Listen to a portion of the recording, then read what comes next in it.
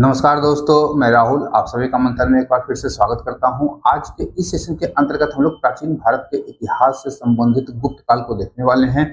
Session अत्यंत ही महत्वपूर्ण होगा, चाहे आप जेपीएससी का एग्जाम दे रहे हो या बीपीएससी का, दोनों ही के लिए बहुत ही महत्वपूर्ण सेशन ये होने वाला है।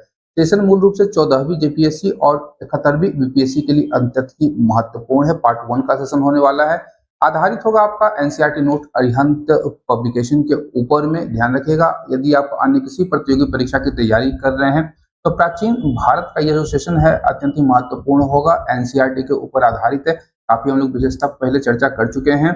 आपका 6 to 12 से लेकर के तमिलनाडु बोर्ड ओल्ड और न्यू एनसीईआरटी के साथ साथ एनआईओएस के नोट्स यहाँ पे आप लोग को इस बुक में उपलब्ध हो जाते हैं। तो हम लोग सेशन को प्रारंभ करते हैं। सबसे पहले हम लोग गुप्त काल को समझेंगे कि गुप्त वंश था क्या, आखिर इनका उदय हुआ कैसे। तो ध्यान रखिएगा कि गुप्त काल से पहले हम लोग देखते हैं कि पश्चिमोत्तर भारत और उत्तरी भारत पर कुषाणों का शासन था और ऐसा माना जाता है कि जो गुप्त थे ये मूलतः कुषाणों के सामंत थे। कालांतर में इनकी शक्ति में वृद्धि होती है तो इन्होंने साम्राज्य विस्तार करना प्रारंभ कर दिया। और एक अन्य तथ्य ध्यान रखिएगा कि इतिहासकारों ने गुप्तों को वैश्य के रूप में दर्ज किया है। ध्यान रखिएगा, वर्ण व्यवस्था के अंतर्गत गुप्त जो थे ये वैश्य वर्ण के अंतर्गत आते थे और भारत को 4वीं और 5वीं शताब्दी में इन्होंने एकता के एक सूत्र में बांधने का प्रयास किया था। इससे पहले यह प्रयास हम लोग देखते हैं कि अशोक के द्वारा किया गया था। कालांतर में गुप्त वंश में यही प्रयास समुद्रगुप्त के द्वारा भी किया जाता है। आरंभिक शासन व्यवस्था की बात यदि हम लोग करें तो ध्यान रखिएगा कि गुप्तों ने उत्तर प्रदेश और बिहार में अपनी सत्ता का विस्तार किया था और उनकी सत्ता का केंद्र जो था यह प्रयाग था। ये ध्यान रखिएगा, बड़ा इंपॉर्टेंट प्रश्न हो जाएगा आप लोगों के लिए। प्रश्न पूछा जाएगा कि आरंभिक गुप्तों का जो सत्ता का केंद्र था वह कहाँ था, तो उत्तर प्रदेश के प्रयाग में स्थित था। शासन उत्तर प्रदेश और बिहार ये दोनों पे कर रहे थे। साथ ही साथ यहाँ पे हमें ध्यान रखने का आवश्यकता होगी कि कुषाणों के जब ये सामंत थे तो गुप्तों ने उन्हीं से यानी कुषाणों से ही जीन, आपका लगाम, बटन वाले कोट, पतलून और जूतों का जो प्रयोग करना है ये इन्होंने कुषाणों से सीखा था। साथ ही साथ कुछ जो गुप्त शासक थे ये महारथी थे। ध्यान रखिएगा, महारथी उन्हें कहा गया है जो रथ के ऊपर सवार होकर के युद्ध करते हो। तो रथ पर लड़ने वालों को महारथी कहा गया है और इनकी शक्ति का मूल आधार था घोड़ा। लेकिन यहाँ पर ध्यान रखिएगा, आगे हम लोग देखेंगे कि कालांतर में रथों का जो महत्व था वो काफी घटने लगा और घोड़ों का जो प्रयोग था युद्ध में वो ज्यादातर होने लगा था। गुप्त शासकों ने कालांतर में देखते हैं कि अपने साम्राज्य का विस्तार किया और इन्होंने अनुगंग, ये शब्दावलियां आप लोग ध्यान रखिएगा, अनुगंग, अनुगंग मध्य गंगा का मैदान था। प्रयाग आपका आधुनिक प्रयागराज जिसे पूर्व में हम लोग इलाहाबाद के रूप में जानते थे। साकेत आपका आधुनिक अयोध्या और मगध हो गया आपका आधुनिक दक्षिण बिहार पर इन्होंने अपने साम्राज्य का विस्तार किया था। यदि हम लोग गुप्त वंश के अभिलेखीय साक्ष्यों पर नजर डालते हैं तो यहाँ पर ध्यान रखिएगा कि उनके प्रारंभिक शासक या उस गुप्त वंश के संस्थापक के रूप में हमें श्री गुप्त का नाम मिलता है, जिसने 240 से लेकर के 280 ईस्वी तक शासन किया था और इसका पुत्र का नाम था घटोत्कच। घटोत्कच 280 से लेकर के 319 ईस्वी तक शासन किया था। यह जो अभिलेखीय साक्ष्य है यह हमें प्राप्त कहां से होता है, तो प्रभावती गुप्त के ताम्रपत्र अभिलेख से यह हमें पता चलता है कि गुप्त वंश का संस्थापक कौन था, श्री गुप्त था। अब यहाँ पर एक तथ्य ध्यान रखिएगा कि घटोत्कच के उपरांत सबसे पहला जो शासक बना था वह था चंद्रगुप्त प्रथम। 319 से लेकर के 334 ईस्वी तक इसने शासन किया था और गुप्त वंश का सर्वाधिक प्रसिद्ध शासक था। यह प्रथम शासक था जिसने महाराजा धीराज की उपाधि धारण की थी। साथ ही साथ इसने लिच्छवी राजकुमारी कुमार देवी से विवाह किया था और ऐसा माना जाता है कि जो लिच्छवी राजकुमारी थी ये मूलतः नेपाल की थी। और यहाँ ध्यान रखिएगा कि गुप्त शासक थे ये वैश्य वर्ण से संबंधित थे, लेकिन लिच्छवी राजकुमारी जो थी ये क्षत्रिय कुल से थी। इस विवाह के उपरांत चंद्रगुप्त प्रथम का जो प्रतिष्ठा है उसमें काफी ज्यादा बढ़ोतरी होती है। और चंद्रगुप्त देखते हैं हम लोग कि चंद्रगुप्त प्रथम जो था, बार बार मेरे दिमाग में चंद्रगुप्त मौर्य का ध्यान आ रहा है तो ध्यान रखिएगा, चंद्रगुप्त प्रथम जो एक शासक था ये प्रथम शासक था जिसने 319 से 320 ईस्वी में इसका राज्यारोहण होता है और राज्यारोहण के समय ही इसने गुप्त संवत चलाया था? यह भी प्रश्न अक्सर विभिन्न प्रतियोगी परीक्षाओं में पूछा जाता है कि गुप्त संवत किसने चलाया था।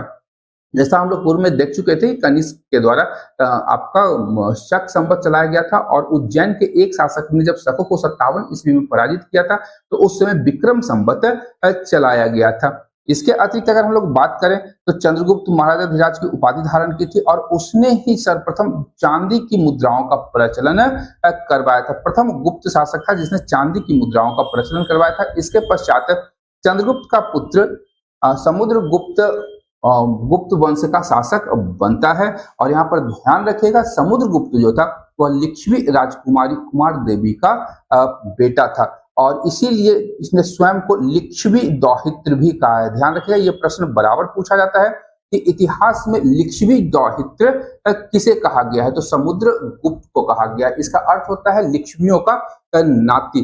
दुहिता शब्द से यह निकल करके आया है दौहित्र शब्द, और दुहिता का अर्थ होता है दुहने वाली। वैदिक काल में जब हम लोग पढ़ते थे तो लड़कियां या बेटियां जो होती थी वही गाय का दूध निकालती थी, इसीलिए बेटियों के लिए पर्यायवाची शब्द के रूप में दुहिता शब्द का प्रयोग वैदिक काल से ही भारत में किया जा रहा है। तो माँ कुमार देवी थी इसकी और लिच्छवी दौहित्र स्वयं को बुलाता था। और इसके अतिरिक्त ध्यान रखिएगा कि इसकी जो प्रकृति थी समुद्रगुप्त की, यह मौर्य सम्राट अशोक के सर्वथा विपरीत थी। जहां एक ओर कलिंग युद्ध के उपरांत हम लोग देखते हैं कि अशोक ने भेरी घोष की जगह धम्म घोष की नीति अपना ली, वहीं दूसरी ओर समुद्रगुप्त ने अपने विजय अभियानों को निरंतर जारी रखा और भारत को एकता के सूत्र में बांधने का प्रयास किया। समुद्रगुप्त का ही दरबारी कवि था हरिसेन और हरिसेन की ही प्रशस्ति है प्रयाग प्रशस्ति। तो ध्यान रखिएगा, प्रयाग प्रशस्ति से हमें समुद्रगुप्त की विजयों और उसके विषय में हमें जानकारी प्राप्त होती है। यहाँ पर प्रयाग प्रशस्ति के विषय में एक तथ्य ध्यान रखिएगा कि प्रयाग प्रशस्ति की रचना चंपू शैली में की गई है। ये ध्यान रखिएगा, चंपू शैली में की गई है। इस शैली में गद्य और पद्य दोनों का प्रयोग किया गया है। साथ ही साथ अलंकारों का इस प्रशस्ति में काफी ज्यादा प्रयोग किया है। इसके अतिरिक्त एक अन्य मुद्रा नीचे दिखाई गई है जिसमें दिखाया गया है सिक्के पर बीना बजाते हुए समुद्रगुप्त को। ध्यान रखिएगा, बीना बजाते हुए समुद्रगुप्त की यह मुद्रा है और इसे बीना शरण प्रकार की मुद्रा भी कहते हैं। यह भी प्रश्न पूछा जा सकता है कि बीना शरण प्रकार की मुद्रा किसने चलाई थी, तो समुद्रगुप्त ने चलाई थी। इससे यह भी हमें पता चलता है कि समुद्रगुप्त जो था संगीत का प्रेमी था और उसे बीना बजाना आता था। तो यह भी प्रश्न आपसे पूछा जा सकता है कि समुद्रगुप्त किस वाद्य यंत्र को बजाता था। अब समुद्रगुप्त की बात करेंगे तो उसने जो विजय अपने विजित स्थान और क्षेत्रों को यदि हम लोग देखते हैं उसके, तो उसे 5 समूहों में विभाजित किया गया है। तो संपूर्ण भारत को समुद्रगुप्त के विजय अभियानों के आधार पर 5 भागों में बांट करके देखा जाता है। पहला समूह था आपका गंगा यमुना का दोआब, वो राजा जिनको पराजित करके गुप्त साम्राज्य में शामिल कर दिया गया और उस क्षेत्र पर गुप्त शासकों का प्रत्यक्ष नियंत्रण स्थापित हो गया। द्वितीय समूह की बात करेंगे तो पूर्वी हिमालय के राज्य और कुछ सीमावर्ती राज्यों के शासक शामिल थे जैसे नेपाल, असम और बंगाल के। तृतीय समूह में वैसे शासकों को शामिल किया गया जो कि आठविक राज्य के थे। आठविक राज्य बेसिकली विंध्य का वह प्रदेश था जहां पर विभिन्न जनजातियां निवास करती थी और जंगली क्षेत्र में स्थित ये राज्य थे और ये बेसिकली विंध्य क्षेत्र में आते थे। चौथे समूह के अंतर्गत पूर्वी दक्कन और दक्षिण भारत के 12 शासकों को शामिल किया गया जिन्हें पराजित करके छोड़ दिया गया। ये शासक जो थे साल में एक बार कर, नजराना और स्वयं उपस्थित होकर के दरबार में हाजिरी लगाते थे। पांचवा समूह था शक और कुषाण जो कि पूर्व में विदेशी आक्रमणकारी थे, तो इन्हें भी गुप्त वंश के समुद्रगुप्त के द्वारा पराजित किया जाता है। इसमें से कुछ शासक अफगानिस्तान पर शासन कर रहे थे। तो ध्यान रखिएगा, ये भी प्रश्नों में आपसे पूछा जा सकता है कि किस समूह में कौन से शासक वर्ग शामिल थे। अब यहाँ पर एक चीनी स्रोत में कहा गया है ये, और ध्यान रखिएगा ये 69th यूपीएससी का प्रश्न भी है आपका, 69th यूपीएससी का ये प्रश्न भी पूछा गया है, ये ध्यान रखिएगा, ये बड़ा इंपॉर्टेंट, मैंने पूर्व में ही इसे मार्क करके रखा था। उसी के पश्चात इस बुक से मैंने यहाँ से जो सेशन है आप लोग के लाना प्रारंभ किया था, ये ध्यान रखिएगा। और काफी प्रश्न जो थे 69th बीपीएससी के वो इस बुक से आए हुए हैं, ये बात आप ध्यान में रखेंगे। मैंने काफी कुछ मिलाया हुआ है, इस पर एक सेशन भी मैंने कवर किया था, लेकिन उस समय मैंने बुक का नाम नहीं बताया था जानबूझ करके, बहुत सारे विषय होते हैं जो कि हम लोग नहीं कर पाते हैं, लेकिन अब जब मुझे फ्री हैंड दे दिया गया तो फिर मैं यहाँ पे आप लोगों के लिए बता रहा हूँ, तो ये ध्यान रखिएगा। चीनी स्रोत में बताया गया है कि श्रीलंका के राजा मेघ बर्मन ने गया में बुद्ध का मंदिर बनवाने के लिए अनुमति प्राप्त की थी समुद्रगुप्त से, और इसके लिए एक दूत जो है समुद्रगुप्त के पास भेजा गया था।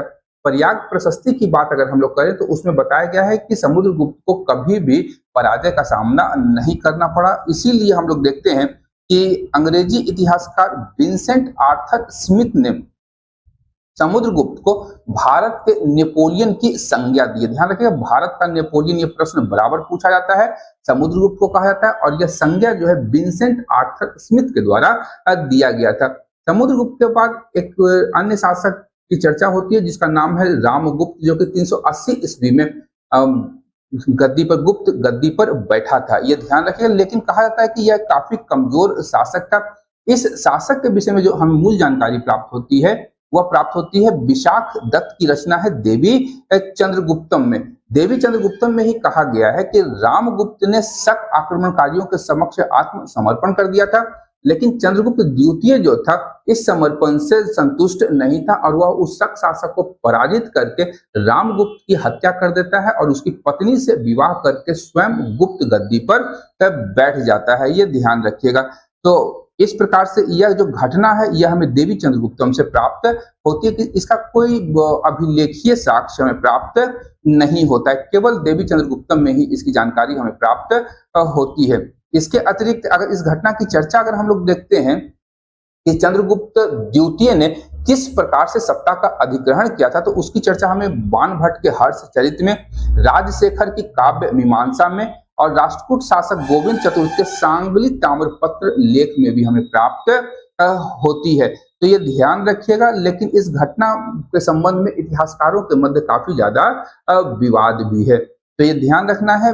यहाँ पर तीनों नाम याद रखिएगा। हर्षचरित्र का बाणभट्ट, काव्य मीमांसा के लेखक हैं राजशेखर, और राष्ट्रकूट शासक गोविंद चतुर्थ का सांगली अभिलेख। अब इसके बाद चंद्रगुप्त द्वितीय की बात करेंगे, जो 380 से लेकर के 412 ईस्वी में शासक बना था, और गुप्त काल का जो सबसे स्वर्णकाल कहेंगे तो वह चंद्रगुप्त द्वितीय का ही शासन काल था। इस समय उत्कर्ष, गुप्त काल का जो उत्कर्ष अपने शीर्ष बिंदु पर पहुंच चुका था, और इसकी पुत्री थी प्रभावती गुप्त का विवाह इसने वाकाटक शासक रुद्रसेन द्वितीय से करवाया था, ये ध्यान रखिएगा। और वाकाटक वंश जो था एक ब्राह्मण वंश था, ये भी ध्यान में रखना है। और प्रभावती के ही भूमिदान संबंधी अभिलेख जो है उनकी लिपि पर गुप्तकालीन प्राच्य शैली का प्रभाव पता चलता है, जिससे हमें यह जानकारी प्राप्त होती है जो प्रभावती गुप्त थी अपने पति की मृत्यु के उपरांत, जो रुद्रसेन द्वितीय था उसके मृत्यु के उपरांत अपने पिता के हित में काम करती थी। इसके अतिरिक्त ध्यान रखिएगा, चंद्रगुप्त द्वितीय ने कालांतर में वाकाटक राजधानी, वाकाटकों की राजधानी थी उसमें उज्जैन, तो उज्जैन को गुप्त साम्राज्य की द्वितीय राजधानी बनाने का कार्य चंद्रगुप्त द्वितीय के द्वारा किया जाता है। इसके अतिरिक्त अगर हम लोग देखें तो दिल्ली के कुतुब मीनार के निकट स्थित लौह स्तंभ पर एक शासक का नाम खुदा है चंद्र, केवल चंद्र लिखा गया, और इतिहासकारों का मानना है कि यह जो मेहरौली का लौह स्तंभ है यह गुप्त काल में निर्मित हुआ है, और उस समय शासक है चंद्रगुप्त द्वितीय विक्रमादित्य। तो ध्यान रखिएगा, यह भी आपका जो दिखाई देता है हम लोग को मेहरौली का लौह स्तंभ, यह गुप्त काल के धातु कला का एक सर्वोत्तम उदाहरण माना जाता है। आज तक इस पर किसी प्रकार का जंग नहीं लगा है। इसके अतिरिक्त चंद्रगुप्त द्वितीय ने विक्रमादित्य की उपाधि धारण की है, और यही यहाँ पर हम लोग पहले ही चर्चा कर चुके हैं कि 57 ईसा पूर्व में उज्जैन के शासक ने शक क्षत्रपों को पराजित किया था, और उसके ही उपलक्ष्य में उसने क्या किया, तो विक्रमादित्य की उपाधि धारण की और विक्रम संवत चलाया था। इसके अतिरिक्त ध्यान रखना है हमें कि चंद्रगुप्त द्वितीय के सिक्कों और अभिलेखों से हमें पता चलता है कि उसने शकों को भी पराजित किया था, और इसी उपलक्ष्य में उसने अपनी उपाधि सकारी रखी थी। ध्यान रखें, चंद्रगुप्त द्वितीय का एक उपाधि थी, उसका नाम था सकारी। सकारी चंद्रगुप्त द्वितीय की उपाधि थी। साथ ही साथ वह अंतिम शक शासक था जिसका नाम था रुद्रसिंह तृतीय, जिसे चंद्रगुप्त द्वितीय ने पराजित किया था। चंद्रगुप्त द्वितीय द्वितीय का उज्जैन में स्थित दरबार था और उसमें विभिन्न विद्वान रहते थे। इन विद्वानों को 9 विद्वान प्रमुख थे, इसलिए इन्हें नवरत्नों की सूची में शामिल किया जाता है। इन्हें प्रमुख थे कालिदास, अमर सिंह, शंकु, धनवंतरी, छपणक, बेताल भट्ट, बररुचि, घटकर, पर और बराह मिहिर। ध्यान रखिएगा, इन 9 नवरत्नों से गुप्त दरबार जो था वह सुसज्जित था। और चंद्रगुप्त द्वितीय के ही शासनकाल में चीनी यात्री फाहियान ने 399 से लेकर के 414 ईस्वी, ईसा पूर्व नहीं होगा, ईस्वी में यह भारत आया था और उसके जीवन के विषय में संपूर्ण जानकारी हमें देता है। साथ ही साथ उस कालखंड के सामाजिक, आर्थिक, कलात्मक और राजनैतिक विषयों पर भी फाहियान ने अपना दृष्टिकोण रखा था। चंद्रगुप्त द्वितीय विक्रमादित्य के पश्चात कुमारगुप्त प्रथम शासक बनता है। 415 से लेकर के 455 ईस्वी तक यह शासक बना था। ध्यान रखिएगा, 40 वर्षों तक इसने शासन किया और इसने अश्वमेध यज्ञ का आयोजन भी किया था। भीतरी प्रस्तर अभिलेख में हमें पता चलता है कि कुमारगुप्त के शासन काल में 2 महत्वपूर्ण विदेशी आक्रमण हुए, जिसमें पहला था हुनों का आक्रमण और दूसरा था पुष्य मित्रों का आक्रमण। इन दोनों ही आक्रमणों को स्कंदगुप्त, जो कि कुमारगुप्त प्रथम का पुत्र था, उसने पराजित किया था, ये ध्यान रखिएगा। और कुमारगुप्त के पश्चात यहाँ ध्यान रखें, कुमारगुप्त के ही शासन काल में नालंदा में बौद्ध यूनिवर्सिटी या नालंदा विश्वविद्यालय की स्थापना की गई थी।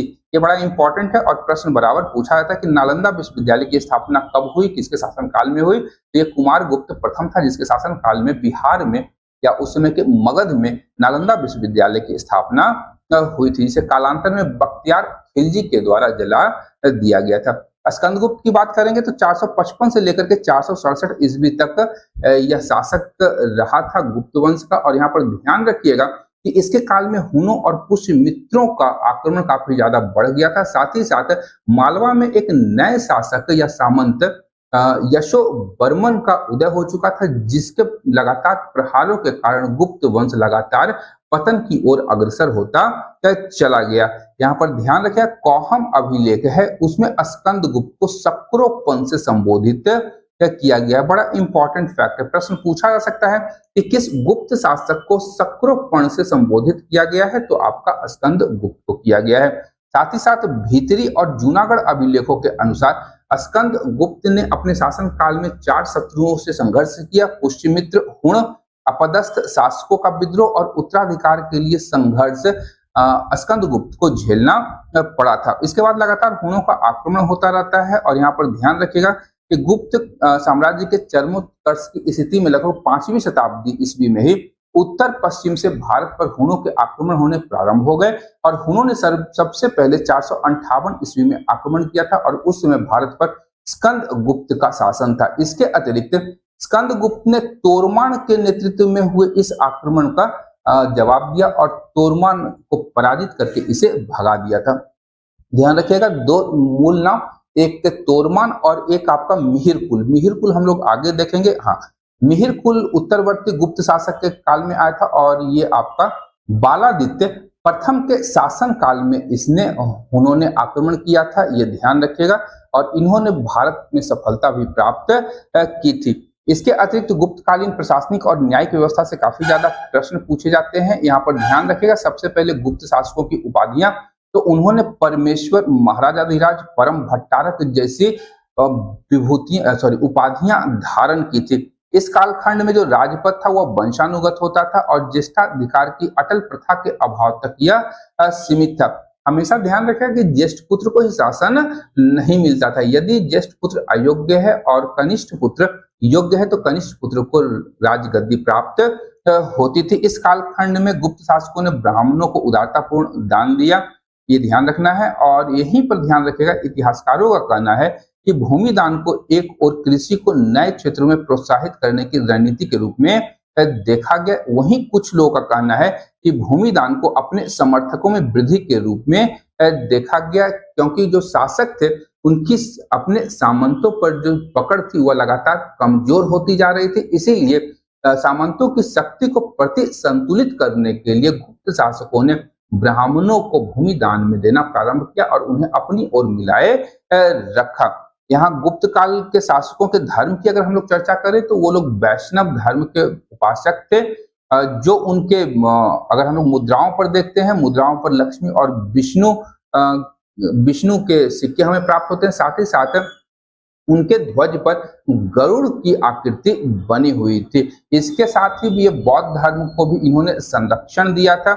इसी कालखंड में हम लोग देखते हैं कि घोड़ों के द्वारा खींचे जाने वाले रथों का प्रयोग कम हो गया और घुड़सवारों की महत्ता इस कालखंड में बढ़ती चली गई। यहाँ ध्यान रखिएगा कि गुप्त काल के सेना का जो प्रमुख सेनापति या सर्वोच्च अधिकारी होता था उसे महाबलाधिकृत कहा गया है। इस कालखंड में भूमि संबंधी करों की संख्या अत्यधिक बढ़ गई और वाणिज्य करों की संख्या काफी घटी थी। भूमि कर के संबंध में कहा गया है कि उपज का चौथा भाग या छठे भाग तक कर के रूप में शासक के द्वारा वसूल किया जाता था। साथ ही साथ गुप्त काल में मध्य और पश्चिम भारत में ग्रामवासियों से सरकारी सेना और अधिकारियों की सेवाओं के लिए बेगार लिया जाता था या निःशुल्क श्रम करवाया जाता था। इस बेगार को गुप्त काल में बिस्टी कहा जाता था। यह प्रश्न पूछा गया है कि गुप्त काल में बेगार या निःशुल्क श्रम को क्या कहा गया, तो वह कहा जाता था बिस्टी। गुप्त काल की बात अगर हम लोग करें तो यहाँ पर दीवानी और फौजदारी कानून भली भांति परिभाषित थे और इसका अलग अलग पृथक्करण किया गया था। इस कालखंड में सम्राट सर्वोच्च न्यायाधीश की भूमिका निभाता था। साथ ही साथ अन्य न्यायाधीशों की बात करेंगे तो उन्हें दंडनायक और महादंडनायक कहा गया। ध्यान रखिएगा, न्यायाधीशों को दंडनायक और महादंडनायक कहा गया था। साथ ही साथ जो व्यावसायिक श्रेणियां थी या व्यापारियों की जो श्रेणियां होती थी उनके अलग अलग न्यायालय हुआ करते थे जिन्हें राज्य के द्वारा मान्यता प्रदान की गई थी। यहाँ ध्यान रखना है कि गुप्त साम्राज्य के सबसे बड़े अधिकारी को कुमारामात्य कहा गया और ये कुमारामात्य मुख्य रूप से प्रांतों के राज्यपाल के रूप में नियुक्त किए जाते थे, जहां ये स्वतंत्रता पूर्वक अपना शासन चलाते थे। राज्य की बात करेंगे गुप्त साम्राज्य की तो ध्यान रखिएगा कि गुप्त साम्राज्य को कई भुक्तियों या प्रांतों में विभाजित किया था। प्रत्येक भुक्ति एक एक ऊपरी के प्रभार में रहती थी। भुक्तियों को जिलों में विभाजित किया गया। विषय को ध्यान रखिएगा, यहाँ पे प्रत्येक जिलों की संज्ञा दी गई विषय। प्रत्येक विषय का जो प्रभारी होता था वह विषयपति कहलाता था। और यहाँ पर पूर्वी भारत के विषय में एक जानकारी आप लोग रखिएगा अपने पास में कि पूर्वी भारत में प्रत्येक विषयों को वीथियों में बांटा जाता था। वीथी का अर्थ होता है गलियां।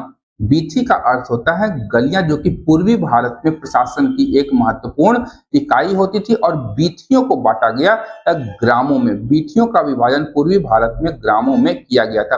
गुप्त काल में गांव का जो मुखिया था वह अधिक महत्वपूर्ण हो गया और वह ग्राम श्रेष्ठों की सहायता से ग्राम प्रशासन का कार्य देखता था।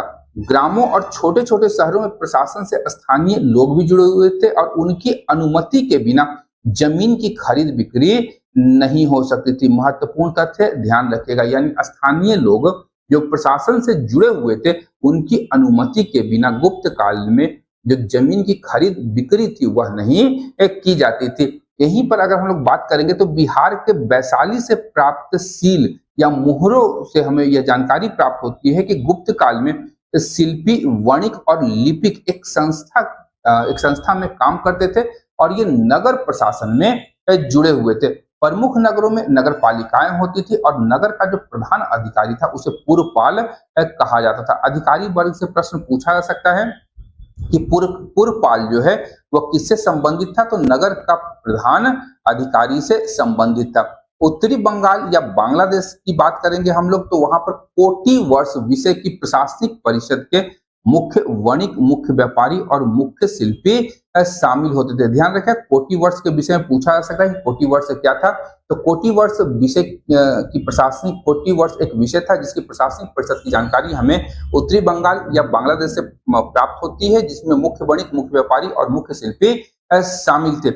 इसके अतिरिक्त मालवा के मंदसौर और इंदौर में रेशम बुनकरों की अपनी एक विशेष श्रेणियां होती थी। और यहीं पर हम लोग देखते हैं कि पश्चिमी उत्तर प्रदेश में बुलंद शहर में तेलियों की भी अपनी श्रेणियां थी। तेली वो लोग थे जो कि तेल निकालने का व्यवसाय करते थे। साथ ही साथ गुप्त काल में अधिकारियों को वेतन का भुगतान जमीन देकर के किया जाता था या नहीं, यह स्पष्ट यहाँ पर नहीं हो पाता है, यह ध्यान रखिएगा। यहाँ पर नगद वेतन था या वेतन का भुगतान जमीन के रूप में किया जाता था, यह यहाँ पर स्पष्ट नहीं हो पाता है। लेकिन यहाँ पर ध्यान रखिएगा कि इस कालखंड में स्वर्ण मुद्राओं का प्रचलन किसी भी काल से सर्वाधिक था, इसीलिए ऐसा अनुमान लगाया गया इतिहासकारों के द्वारा कि ऊंचे दर्जे के अधिकारियों को नगद वेतन स्वर्ण मुद्राओं में देने की परिपाटी गुप्त काल में चलाई गई थी। अब गुप्त काल के केंद्रीय स्तर के अधिकारियों की यदि हम लोग बात करें तो यहाँ पे कुछ अधिकारियों के नाम आप लोगों को ध्यान में रखने की आवश्यकता होगी, जो कि एग्जाम में बराबर पूछे जाते हैं। यदि हम लोग पहले अधिकारी की बात करेंगे तो ये इसका नाम है कुमारामात्य, जो कि प्रांतों के प्रशासक या राज्यपाल के रूप में कार्य करते थे, बड़ा महत्वपूर्ण है। महादंड नायक जो था, महादंड नायक और दंड नायक हम लोग पूर्व में देख चुके थे, ये न्यायाधीश था। महाबलाधिकृत की बात करेंगे तो ये सेना का सर्वोच्च अधिकारी या सेनापति के रूप में कार्य करता था। भंडागाराधिकृत की बात करेंगे तो यह राजकोष का प्रमुख अधिकारी था, जो कि राजकोष का हिसाब किताब रखता था। ध्रुवाधिकरण की बात करेंगे तो यह भूमि कर संग्रहकर्ता के रूप में काम करता था। ध्यान रखिएगा, भूमि कर संग्रह करने का कार्य गुप्त काल में ध्रुवाधिकरण नामक अधिकारी करता था। वहीं अग्रहारी की बात करेंगे तो यह दान विभाग का सर्वोच्च अधिकारी था। पुरपाल जो था यह नगरीय क्षेत्रों का प्रमुख अधिकारी था। तो आज के इस सेशन के लिए हम लोग यहीं तक रखेंगे। अगले सेशन में हम लोग गुप्त काल के सामाजिक, आर्थिक, कलात्मक स्थितियों का चर्चा करेंगे। साथ ही साथ थोड़े से पार्ट में हम लोग इसके पतन के ऊपर भी चर्चा करेंगे, ताकि हमारा कॉन्सेप्ट जो है इसके पतन से भी संबंध में क्लियर रहे। तो सेशन को यहीं समाप्त करता हूं। आज के सेशन के लिए इतना ही। मिलते हैं अगले सेशन में। तब तक के लिए देखते रहिए मंथन, क्योंकि मैं इस प्रकार के वीडियोस लाता रहता हूं। Thank you.